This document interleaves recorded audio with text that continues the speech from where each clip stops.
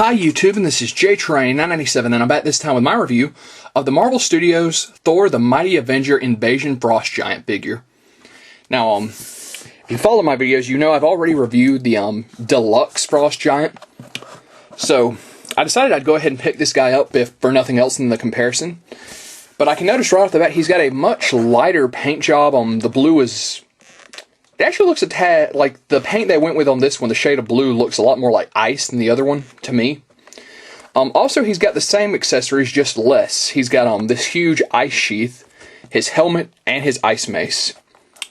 So, of course, onto the back of the packaging. Oh, it's a shield. That's what that thing is. I've been wondering. His read-up says, since the beginning of time, the Frost Giants have struggled to break through the walls of Asgard. Although they have always been defeated by its king Odin, they have never been destroyed. They now wait and plot their return when they will be strong enough to rise up again and finally destroy the Golden Army and its king. Of course, down here, you have Sword Spike Thor, Lightning Clash Thor, who has horrible articulation, and Battle Hammer Thor. So, it's good that this is one of the only figures in the line so far that has not got one of those crazy gimmicks, like, you know, a giant sword that flips into another sword or some crap. His only thing is he has more accessories, which I love. That being said, let's pull him out of the packaging. And here we have the Frost Giant out of packaging. I have him wearing his helmet and his shield, and he's holding his ice mace, or ice club, whatever you prefer. Quick note, the right leg came really loose straight out of packaging for me, which is strange. The Deluxe Frost Giants did not. But once again, they've really got a lot of nice detail. I think they picked a really good shade of blue for this figure. So let's pull all his gear off of him. You kind of have to cram the shield on there.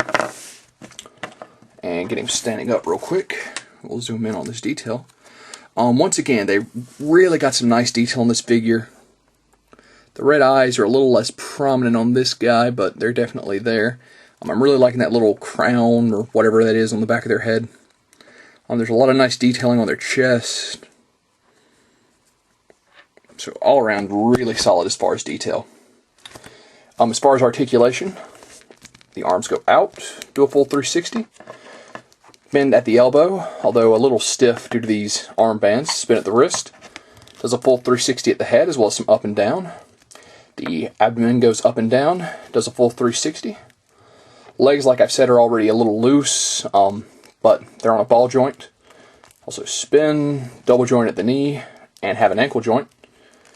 This guy's probably going to end up going on a base because of his legs. So overall, the Thor line is running you $8 per figure. I'm not too thrilled that all of a sudden all the 3 1/4 inch lines seem to 3 3/4 inch lines seem to jump up from $7 to $8, but this is one of those figures that's actually kind of worth it.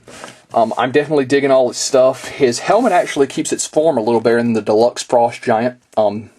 It seems like it's a tougher plastic almost, which, hold on one second.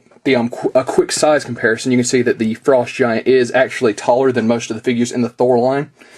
He's still not a giant, but at least they did give him a slight size increase. What I was saying about the helmet, as you can see, it'll be a little hard to tell in this light. Yeah, it's nearly impossible to tell with the light on here. There seems to be a tad darker shade of blue on the Deluxe Frost Giant stuff.